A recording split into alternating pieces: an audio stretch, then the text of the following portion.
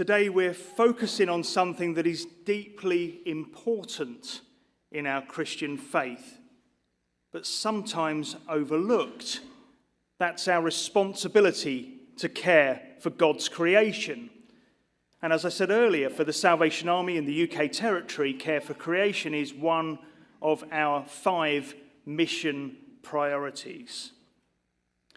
Psalm 24 opens with the powerful words, "The earth is the Lord's, and everything in it, the world and all who live in it, for he founded it on the seas and established it on the waters." This verse challenges our perspective. It reminds us that creation belongs to God and not to us. The trees, the rivers, the oceans, the very air that we breathe, it's all his.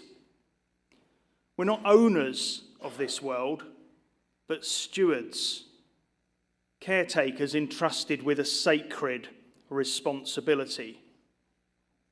But the reality is, our world is groaning.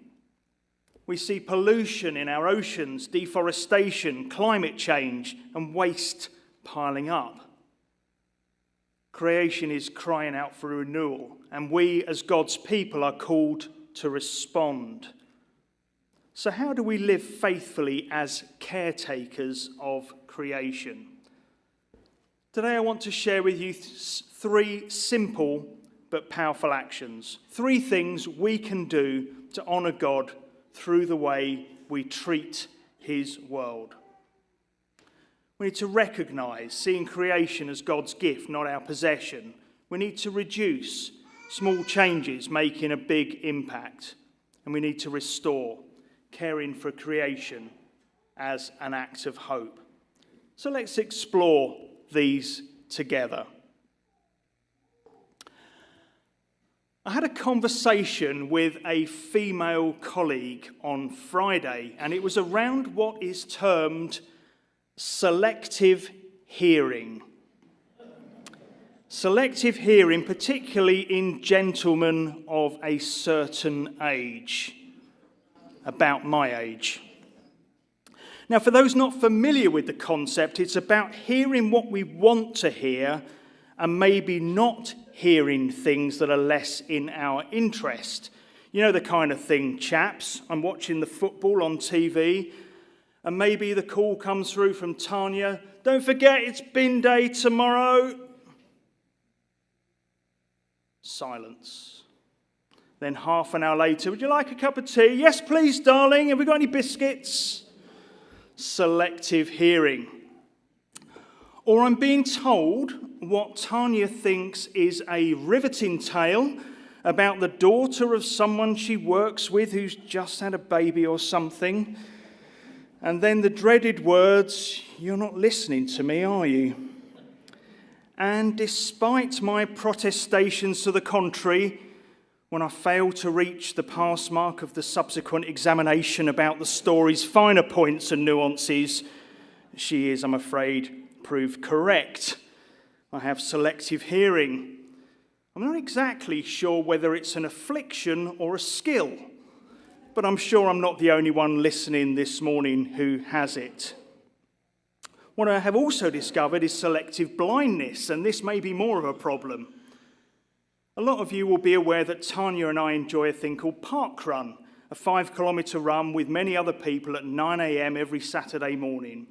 When we started doing this way back in 2013, we started at Central Park in Chelmsford, and often that's where we'll be found along with Adrian Hampel and Sue Smith and Kim Adams-Howell and Simon Schultz and Dan Easton and about 800 other people of all ages, shapes, sizes and abilities.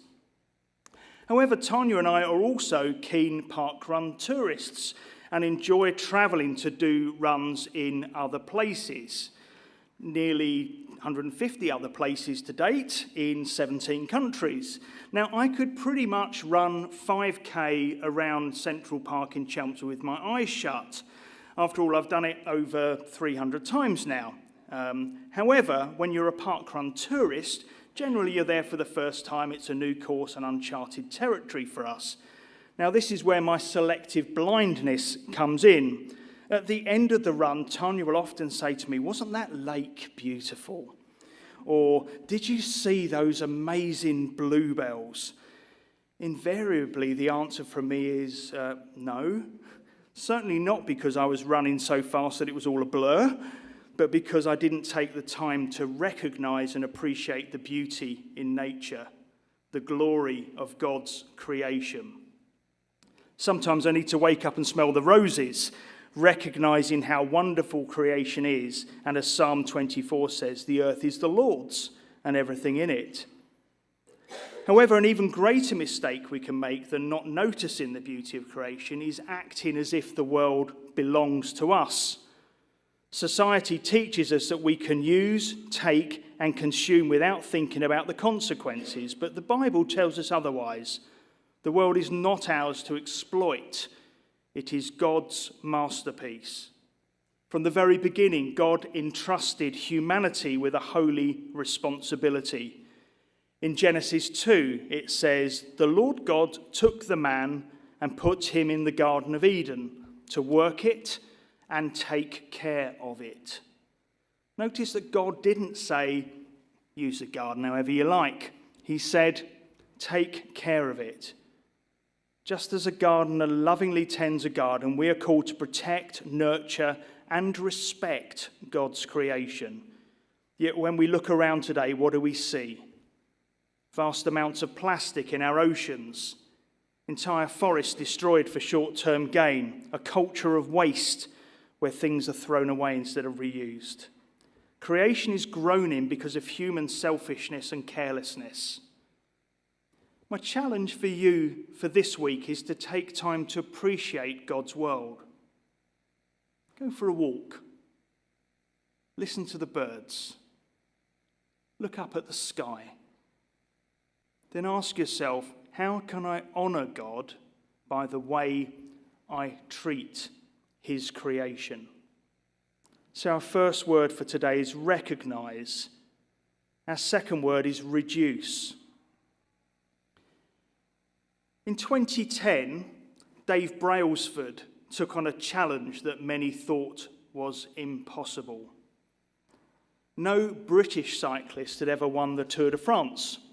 And as the new general manager and performance director for Team Sky, the professional arm of British cycling, it was his job to change that. But instead of focusing on drastic overhauls, sorry, my iPad's playing up. Technology's not working for us this morning, is it? Instead of focusing on drastic overhauls or sweeping changes, Brailsford had a different approach, an idea he called the aggregation of marginal gains.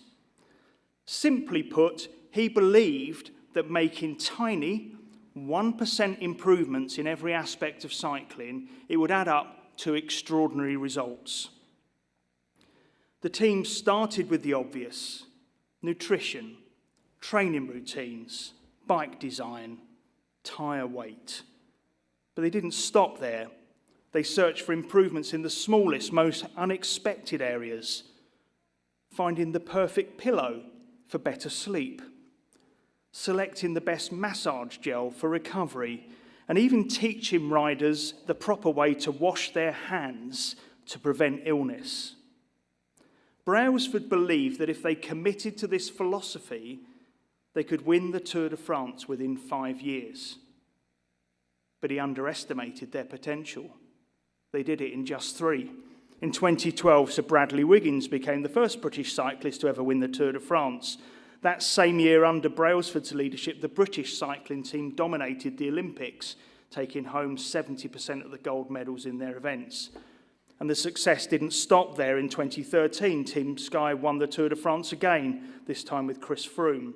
What followed was one of the most dominant streaks in modern cycling history, proof that small, consistent improvements can lead to truly extraordinary achievements. We can apply this same principle to caring for creation. Jesus said in Luke 16, verse 10, "Whoever is faithful with little will also be faithful with much." Too often we think, climate change, problem's too big. What can I do? But small, faithful actions add up. turning off lights when you leave a room, using a reusable bottle instead of plastic, walking or cycling instead of driving short distances, buying second-hand items instead of always purchasing new. Every little action matters. When millions of people make small changes, the impact is enormous.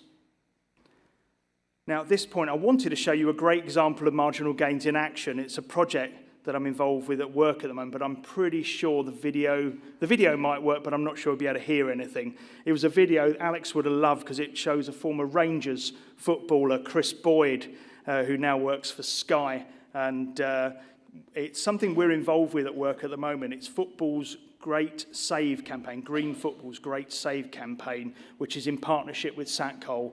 Old football kits are being kept out of landfill and given new life. I'll share the video on our Facebook page later, but it shows Chris Boyd going back to one of his old clubs, Kilmarnock, getting some old kit from the kit man there, and then he takes one of his shirts, a couple of his old shirts and the Kilmarnock shirts, to the Salvation Army charity shop in Kilmarnock to donate them. And there are many other things. If you put Green Football Great Save into your internet search, you'll see many other examples. There's an Arsenal player going to our High Wycombe shop. There was the Leeds captain, Ethan Ampadu, with David Prutton going to Leeds. And I was involved in rescuing a Millwall shirt, which had been put in the bin, Jono. Sorry, not the bin, one of our clothing banks. But one of their players had put it at IHQ instead of taking it to the shop, so I had to go and rescue it and deliver it to our Walworth Road shop.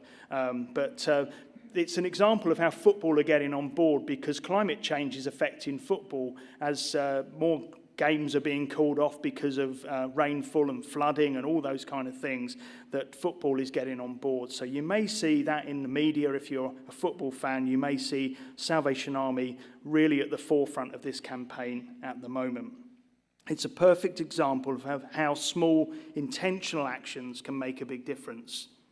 This week's challenge for you is choose one small habit you can change to reduce waste or conserve resources. Tanya and I, through the period of the 40 days of Lent, have pledged to donate 40 items each out of our wardrobes to a charity shop. I read recently of a TV presenter who pledged not to buy any new items of clothing except underwear for 12 months, but to buy second-hand from Vinted or charity shops. It could be reducing your car use, or something else small that contributes to reducing landfill or saving greenhouse gas emissions. What will be your marginal gain for God's creation? Finally, restore. Let's care for creation as an act of hope. Back to Psalm 24, verse 1. The earth is the Lord's and everything in it. Have a listen to another version of our Bible reading taken from Leslie Brandt's wonderful book, a paraphrase of the Psalms called Psalms Now. He says, "Let us never forget that this world and everything in it belongs to God. But not all of this world's citizens recognize or give allegiance to their Creator. Who are the ones who truly love and serve God? They are the people who discover and live within His purposes for their lives. They are the people whose hearts and hands are dedicated to His will for them. They are the people who turn away from self-centered concerns to live for those around them. They can count on God's perpetual blessings. They have been delivered from anxiety to focus their efforts on communicating God's eternal love to people around them. Let us look up and live. God is present in all His glory and majesty. Let us let go and celebrate. Our loving Lord is here with us and will manifest Himself through us. We represent Him in all His saving power. We are His beloved and empowered servants in this world that He created. I don't know about you, but I love watching the BBC programme called The Repair Shop. I'm sure many of you have watched it and seen how items that appear to be beyond repair are brought back to life in a most beautiful way in the hands of master craftsmen and women. Whether it be an old toy, an item of furniture, a painting, a book, a hat, Or a musical instrument like the old G trombone that John Hanchett brought to our Christmas concert in 2023. The items are restored to their former glory. And each one comes with a story behind it, a memory, and usually something sad that has happened that has caused the item to be broken, neglected, or abandoned. And then in the hands of Steve, Will, Dom, Brenton, Lucia, Susie, Sonaz, or the teddy bear ladies, the item is restored and renewed. And then when it is returned to the owners, the joy on their faces is amazing. Caring for creation is not just about avoiding harm. It's about bringing renewal and restoration, which will in turn bring great joy. In Revelation 21, it says, I'm making everything new. God's plan for the world is not destruction, but restoration. One day there will be a new heaven and a new earth. But that future hope does not mean we should neglect the world now. Instead, we are called to be agents of renewal today. Think about it this way. Jesus came to restore what was broken. As his followers, we are called to bring healing and restoration to creation. Every time we pick up litter, plant trees, protect wildlife, or reduce waste, we participate in God's work of restoration. My final challenge for this week is not just to see whatever you do as a chore, because I hectored or shamed you into doing it this morning, but to see your actions for creation as worship. Whether it's recycling, reducing waste, or protecting nature, do it for God's glory. So in conclusion, let's bring it all together. Recognize. See creation as a gift, not a possession. Reduce. Small changes can lead to a big impact, the aggregation of marginal gains. And restore. Care for creation as an act of hope, renewal, and worship.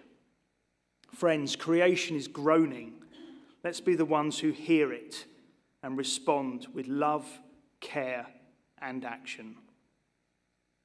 As Psalm 24 reminds us, the earth is the Lord's and everything in it. So let's honour God's creation not by words alone, but by our actions.